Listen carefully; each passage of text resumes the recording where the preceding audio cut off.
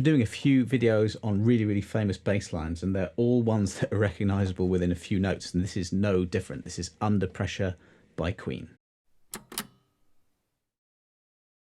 Hi, this is Dan from onlinebasscourses.com, and if you fancy more lessons like this on everything from groove to how to play bass lines, how to make up bass lines, then be sure to subscribe by clicking the button below. So all the action here takes place on the 7th fret of the G and the D strings. So we've got a D and we've got an A. Kind of a number of ways that you can play this.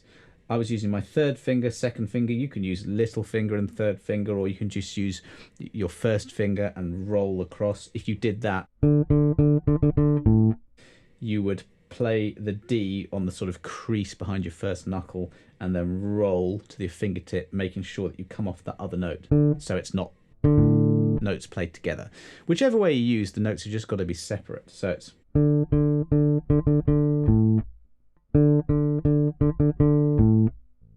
And with my plucking hand, I'm just doing alternate picking because you've got a couple of 16th notes in there. So don't use one finger for that, use two. I'm starting with my index.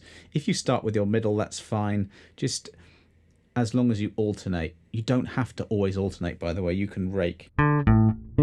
That's called raking, where you just use one finger and drag it down the strings. Well, bass is really weird, isn't it? Because I just said down the strings and I went up, but we always talk about pitch.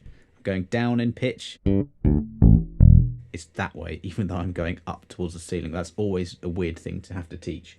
So you have raking and you've got alternate fingers, but in this one,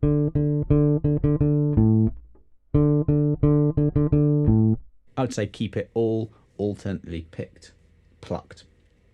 So what I would do is just get the recording and try and play along to that.